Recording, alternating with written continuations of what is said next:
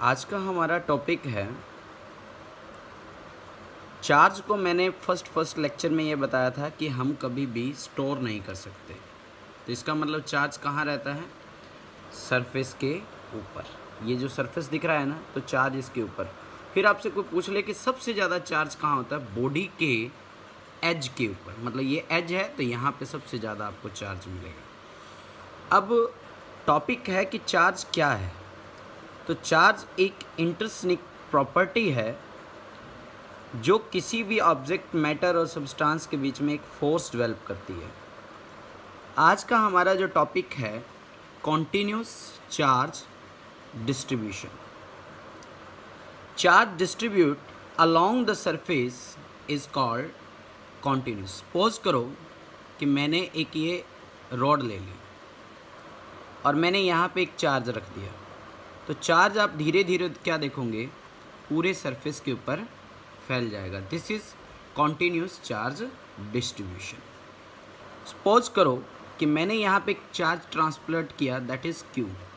धीरे धीरे उसने अपना सरफेस बनाना शुरू कर दिया और एक ऐसा पॉइंट आया कि सरफेस पे पूरा चार्ज फैल गया। तो हम ये अमाउंट माने, that is D Q.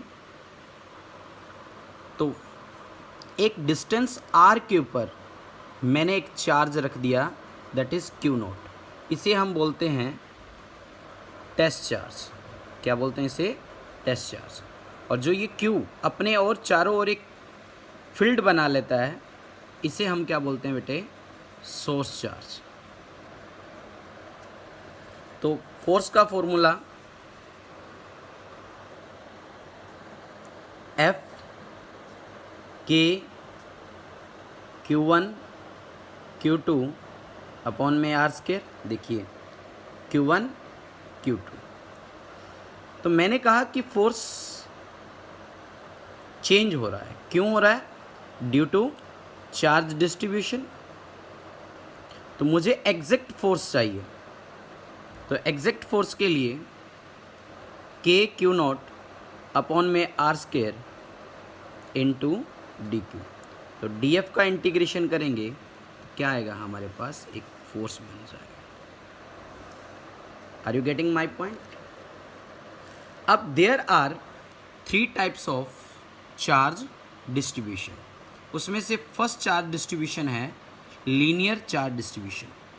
Suppose करो कि मैंने एक कोई भी कंडक्टर ले लिया, उसकी लेंथ L है। यहाँ मैंने चार्ज ट्रांसप्लांट किया Q। तो धीरे धीरे चार्ज फैलना शुरू किया। इसको हम लैम्डा से रिप्रेजेंट करते हैं, लीनियर चार्ज डिस्ट्रीब्यूशन लैम्डा। तो लैम्डा इज इक्वल टू क्या हो जाएगा बेटे?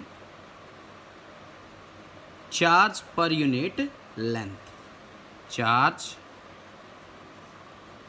Per unit length. तो Q की वैल्यू क्या हो जाएगी? Lambda into L. तो स्मॉल चेंज इन चार्ज, मान लो यहाँ तक चार्ज आया तो यहाँ पे डी क्यू, तो लेंथ भी तो डी एल हुई। D Q lambda into d L.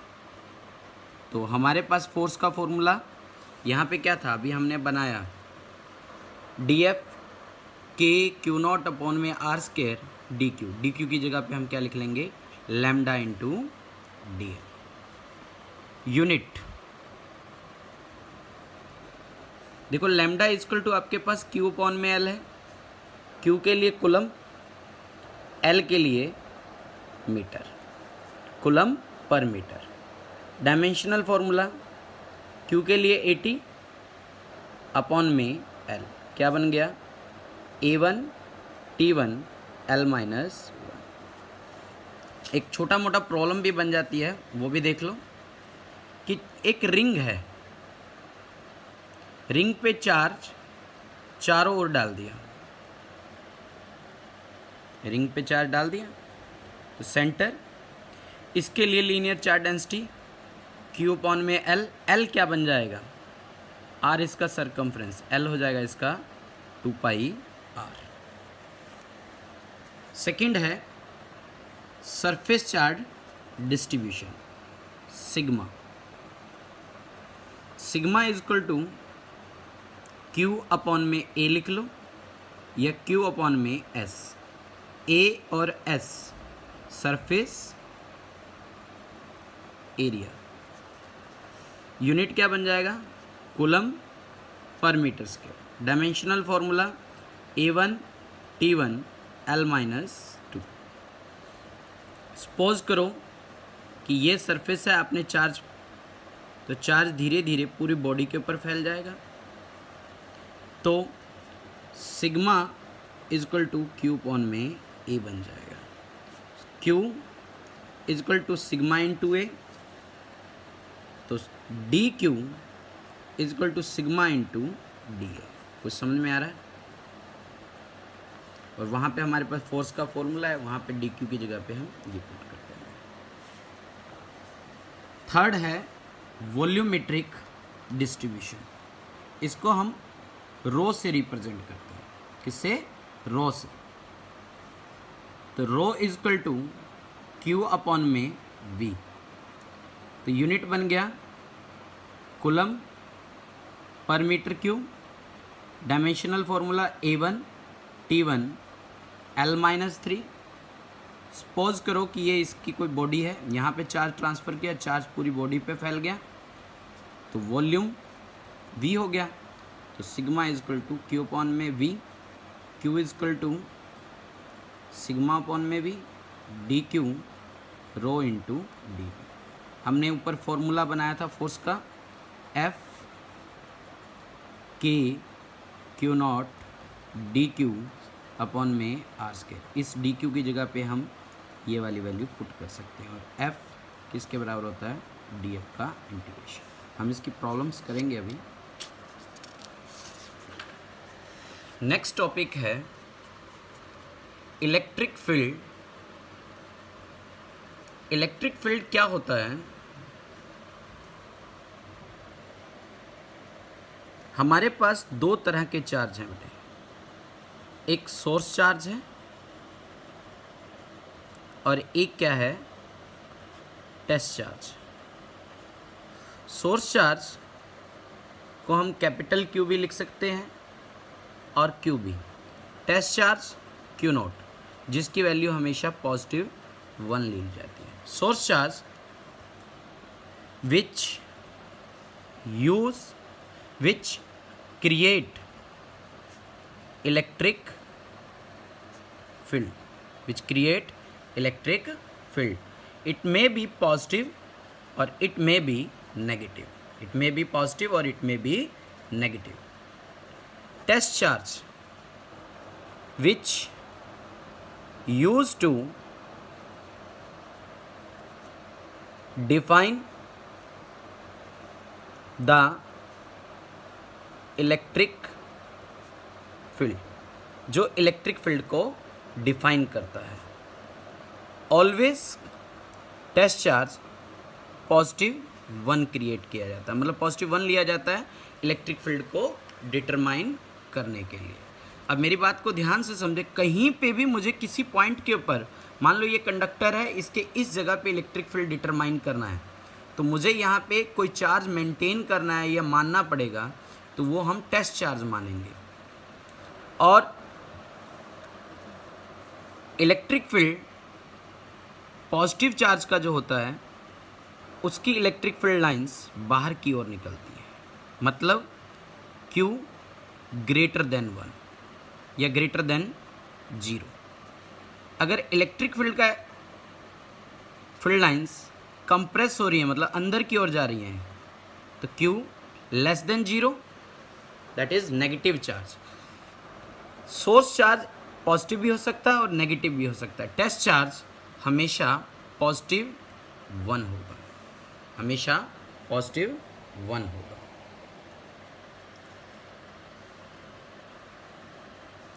अब इलेक्ट्रिक फील्ड है क्या? Electric field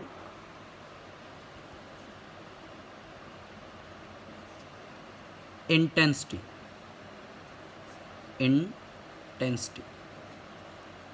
electric field intensity हम E से डिनोट करते हैं, वेक्टर क्वांटिटी है,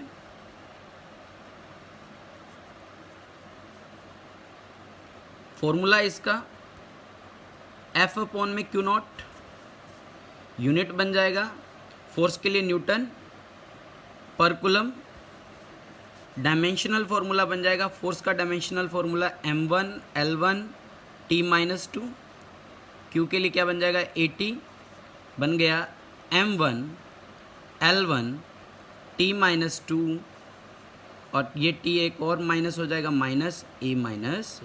दिस इज डायमेंशन। बहुत इंपॉर्टेंट है ये line. Electric field vector quantity है, फॉर्मूला ये है newton per coulomb, dimensional formula. अब एक्चुअली में डेफिनेशन बनी क्या, the force per unit test charge is called electric field, is called electric field. तो E equal to F by q naught. Suppose करो कि ये एक पॉजिटिव चार्ज का इलेक्ट्रिक फील्ड है, यहां पे एक test charge Q not move करना चाहता है, पर इसका नेचर +1 है, तो ये इसके लिए एक रिपल्सिव फोर्स बनाएगा F। इन दोनों के बीच में डिस्टेंस कितना हो गया बेटे R। तो फोर्स का फॉर्मूला क्या हो गया K Q not Q upon में R²। तो इलेक्ट्रिक फील्ड F अपॉन में Q not K Q not Q upon में R²। ये वाला क्यू नॉट नीचे, क्यू नॉट से क्यू नॉट गया, E की वैल्यू क्या आ गई आपके पास K Q अपॉन में R²। Electric field intensity per unit charge, इसका ग्राफ बनता है, बहुत ही इंपॉर्टेंट है।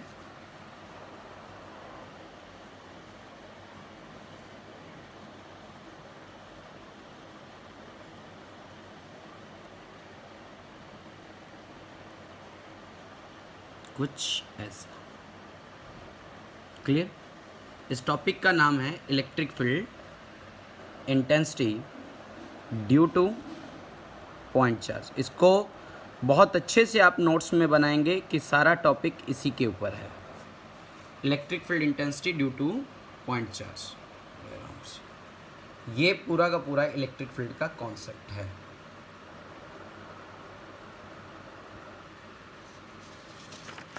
देखिए इसके ऊपर कुछ अच्छे अच्छे न्यूमेरिकल हैं जो मैं आपको करवा रहा हूँ।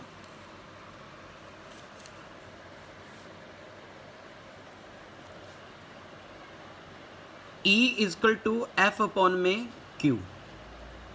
तो F का फॉर्मूला क्या बन गया Q नॉट इंटू E। ये फॉर्मूला हमने अब यूज़ करना है। सपोज करो कि एक चार्ज है, ना वो नीचे जा रहा है ना ऊपर जा रहा है, इसका मतलब ऊपर वाला फोर्स इस फोर्स के इक्वल है, नीचे वाला फोर्स वेट बन जाएगा क्योंकि इसका मास है, दैट इज mg, और ये बन जाएगा आपका q इंटू ई। फॉर्मूला हो गया q into E equal to mg। 10th में आपने ये पढ़ा था कि एक सेल और बैटरी के बीच में एक पोटेंशियल मेंटेन होता है, that is E into L. अब देखिए एक न्यूमेरिकल कहता है calculate the electric field strength required to just support a water drop of mass 10⁻³ kg and having a charge 1.6। तो कहता है कि calculate the electric field, mass कितना दिया हुआ है 10⁻³ kg, Q कितना दिया हुआ है 1.6 इंटू 10⁻⁹ कूलम। तो हमें पता है कि ना तो ये ऊपर जा रहा है ना ही नीचे हो रहा है। ऊपर फोर्स हो गया Q इंटू ई, नीचे फोर्स क्या हो गया M इंटू जी। तो आप इसको बराबर में आपको निकालना है E, तो QE इक्वल टू क्या हो जाएगा mg, E की वैल्यू क्या हो जाएगी mg अपॉन में Q।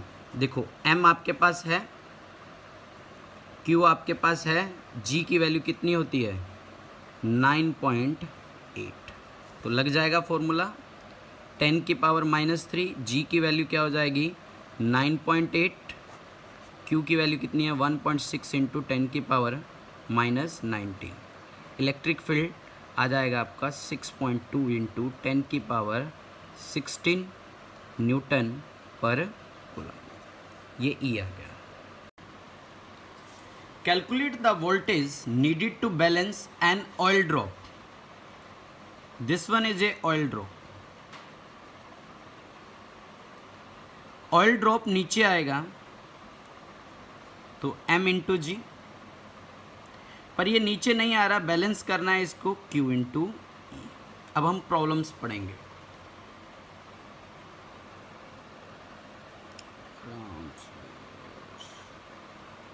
कैलकुलेट द वोल्टेज, आपको V निकालना है। अभी ऊपर बताया V इक्वल टू 10th में आपने पढ़ा E इंटू डी। वोल्टेज ये आपको चाहिए 10 इलेक्ट्रॉन्स, N की वैल्यू हो गई 10 electrons. When located between the plates of capacitor, ये हो गया आपका कैपेसिटर का प्लेट, ये positive positive positive negative negative, which are 5 mm apart, जिसका डिस्टेंस कितना है 5 mm। तो D की वैल्यू हो गई 5 mm, इसको मीटर में कन्वर्ट कर लो, कितना हो जाएगा 5 इंटू 10 की पावर -3 मीटर।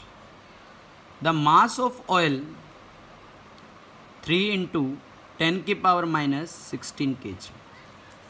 तो Q E की जगह पे क्या लिखे हम,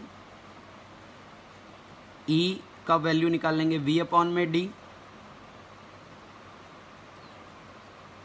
और नीचे क्या आ जाएगा हमारे पास M इंटू जी। तो यहाँ से आपके पास क्या आ जाएगा बेटे V आ जाएगा। देखो Q आपको गिवन है, D आपको गिवन है, M आपको गिवन है और G गिवन है, तो यहाँ से V कैलकुलेट हो सकता है ना। उसके बाद आपको निकालना है N।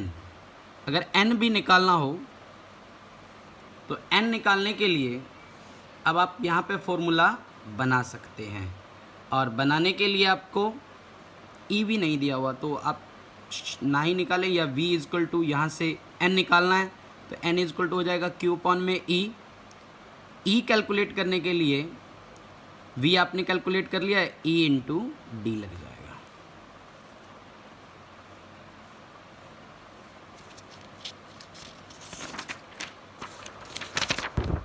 नेक्स्ट प्रॉब्लम है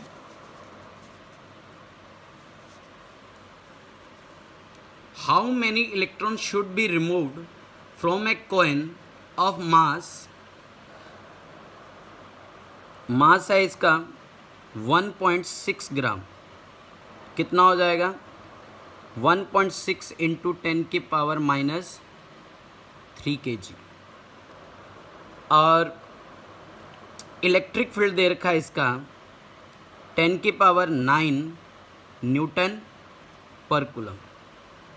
आपको क्या चाहिए Q, कहता है कितने electrons, that is N into E, that is N into E। तो formula Q equal to mg, और Q का फॉर्मूला हो गया N into E into E M into G। अगर आप मान लो N निकालना चाहते हो तो M इंटू G अपॉन में क्या आ जाएगा बेटे E इंटू E। M हो गया 1.6 इंटू 10 की पावर -3, G की वैल्यू आप 10 ले लो, E हो गया 1.6 इंटू 10 की पावर -19, इलेक्ट्रिक फील्ड की वैल्यू होगी आपके पास 10 की पावर 9। तो आप यहाँ से N कैलकुलेट आई थिंक कर सकते हो। सीधा रखा। Next and the most important problem, A pendulum of mass 80 milligram. मान लो ये पेंडुलम हो गया जिसका मास 80 मिलीग्राम है। 80 मिलीग्राम, मिलीग्राम को किलोग्राम में बदलने के लिए 10 की पावर -6 kg। ओके है।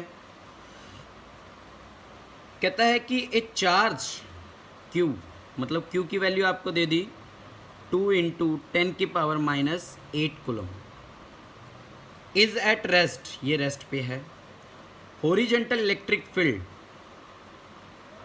इलेक्ट्रिक फील्ड दे दिया 2 × 10 की पावर 4 volt per metre. Find the tension, मतलब इस में जो टेंशन बनी है वो टेंशन कैलकुलेट करनी है। एंड द एंगल, मान लो ये एंगल यहाँ पे चला गया, ये स्विंग करके हो गया। तो आप देखो ये एक एंगल बनाता है थीटा, तो यहाँ पे भी क्या बन जाएगा थीटा। नीचे इसका वेट आ जाएगा mg, तो ये कंपोनेंट क्या हो जाएगा t cos थीटा। इधर एक कंपोनेंट बन जाएगा mg sin थीटा, और इधर क्या बन जाएगा फोर्स QE। तो चलो आइए, QE equal to mg sine theta, mg sine theta, या आप लिख सकते हो t साइन थीटा, और mg t cos थीटा। एक और इक्वेशन क्या होगी ये 2। इक्वेशन 2 को 1 से divide, t sine theta over में t cos theta, QE upon में क्या हो जाएगा mg, t से t कैंसिल। तो ये आपके पास बन गया बेटे sine by cos tan theta, Q 2 × 10 की पावर -8, E 2 × 10 की पावर 4, और M 8 × 10 की पावर -5, G 10 ले लेते हैं। तो थीटा की वैल्यू क्या आ जाएगी tan इनवर्स, मतलब इसका जो सॉल्यूशन आएगा। और एग्जैक्ट एंगल निकालने के लिए आपको टेबल एग्जाम में मिलेगा ही मिलेगा। बहुत अच्छे से ये न्यूमेरिकल आपने करने हैं। चारों स्टेटमेंट मैं आपको फिर से दे देता हूँ।